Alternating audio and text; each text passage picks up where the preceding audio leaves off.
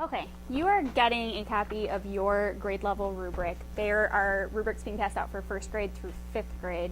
Kindergarten, my understanding is that you have something different posted to the cabinet for you to look at.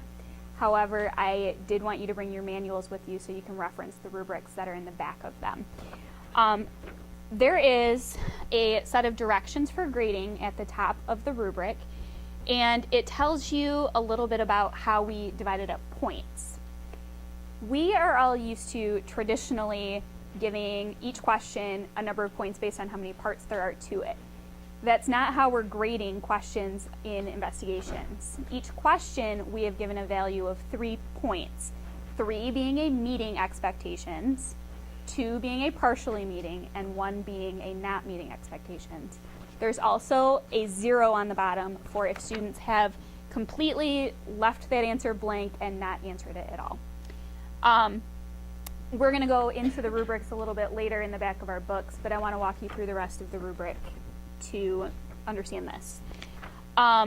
There's a note that says important. When you're entering scores into Inform, Brenda has already made it so that each unit test has the correct points possible in Inform.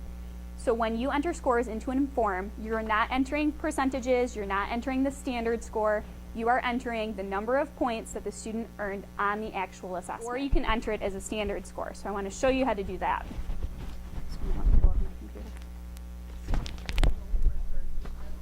Well, for right now. Okay. So to enter it in, you're going to enter your assignment just like you normally would. But if you're choosing to enter it using the letter grade option, you would do letter grade. You would give it 4 points possible.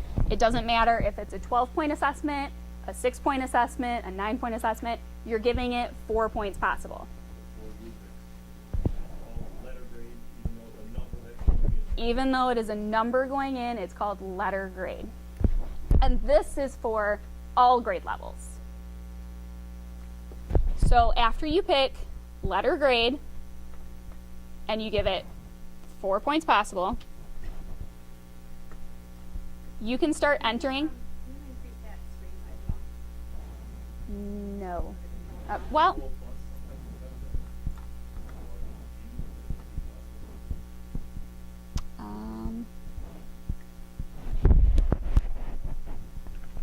no.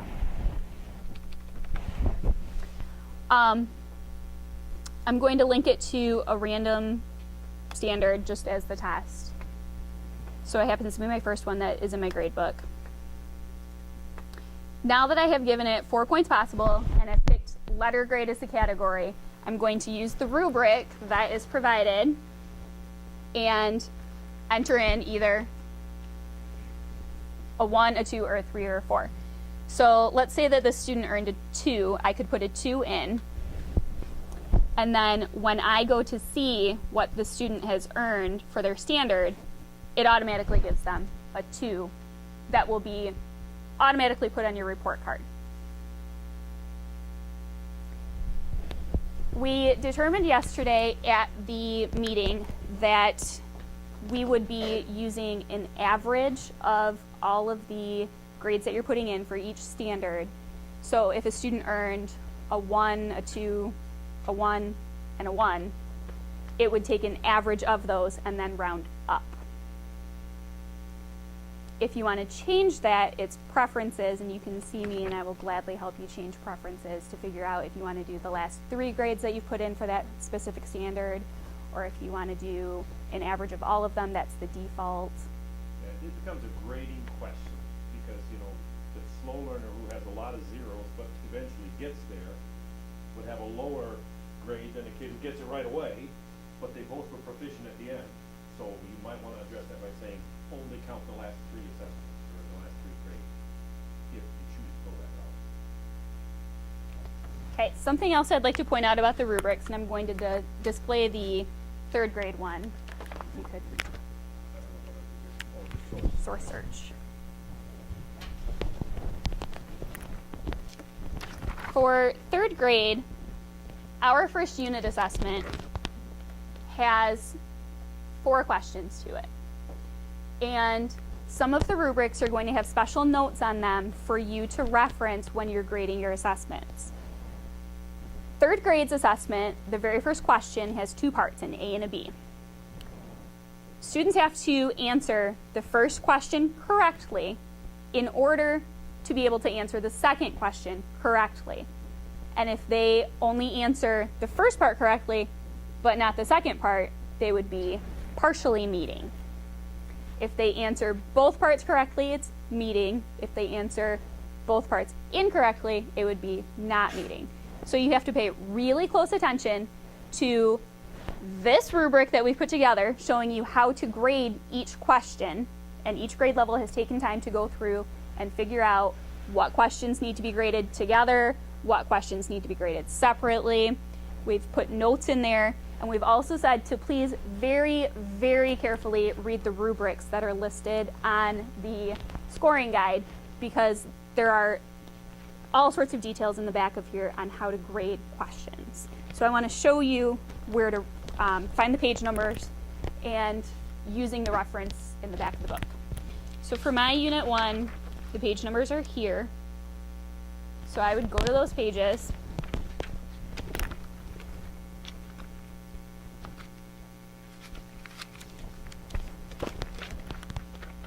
And in here, it details for me what the benchmark is,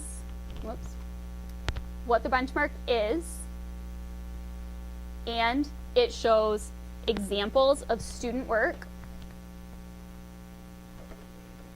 for meeting the expectations, and it gives details on how to grade them. It gives samples for students that are partially meeting, like the student drew a picture to help them with theirs. And it shows examples for not meeting.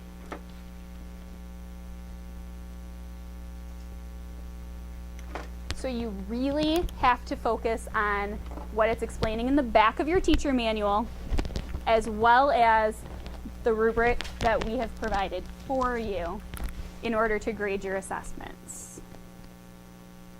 Does anybody have any questions about the rubrics or the examples that are in the back of the books?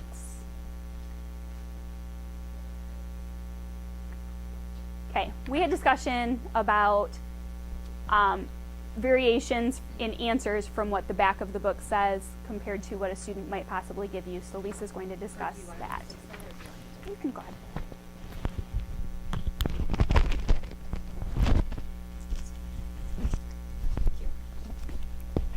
All right, so we tried to create kind of this bulleted list of tips for you. As you're going through the assessment, you're bound to have situations where what's in front of you as far as your student work doesn't quite match the samples.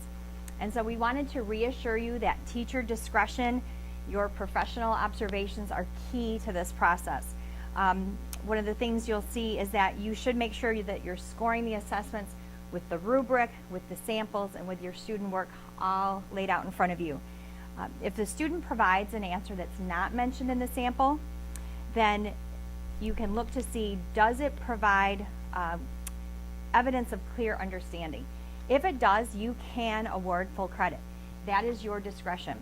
What we did run into was that we are looking for progression of understanding. So we are looking for evidence that students are moving from a basic understanding where maybe they use kind of cumbersome strategies to using more efficiency.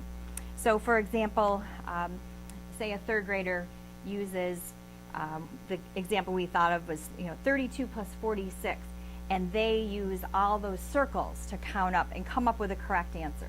So that student is showing some understanding of being able to understand the problem, come up with a strategy.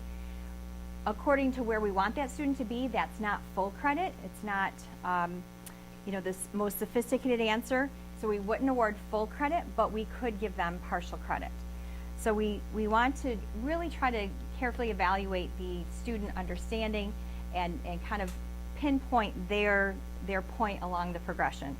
Also, one of the questions is, can we have kids using manipulatives? You know, we're promoting multiple strategies. Can we have them use manipulatives or different tools during the assessments themselves?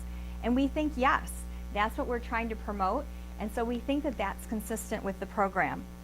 Also, the question came up, say that you notice a student during class for a couple of weeks is using a strategy, and then when they take the assessment, they just turn in a really basic, basic explanation. And you really have a hunch that that student understands more. We think if our goal is to truly assess accurate assessment of that student's understanding, it's legitimate to say, hey, Julius, I've seen you using the break-apart method. Do you think you could use the break-apart method to solve this problem? And if Julius can do the break-apart method without coaching, then that's legitimate in showing that he actually does understand that. So we were trying to kind of think about different scenarios that have come up for the pilot teachers, and we think that will really stay within our goal to try to accurately assess student understanding. So we wanted to reassure people that not every possibility is going to be in your student samples, but we do encourage you to use your discretion, your professional judgment in calling those scores. So are there questions for any of the pilot teachers who have been working with this, or questions that Sarah could answer as you're kind of looking at your materials? Any questions that come? Sure, yeah, and the comment was that as we get into the actual scoring, yes, it's going to come up. And as you're sitting in your PLCs, we encourage you to call it and say, you know what, this is what our goal is, this is what makes sense, we're going to go with it. I've already been asked if I'm willing to provide tier 2 or tier 3 instruction. And Sarah is willing, just for the record, Sarah is willing to provide tier 2 instruction for scoring. So immediately following this quick shop, if there's no other questions at this point, we will give everyone a chance to get on the laptops if you'd like to make those changes with assistance, or you're welcome to return to your rooms and do it at a later time. So thank you very much for coming for this quick shop. Thanks.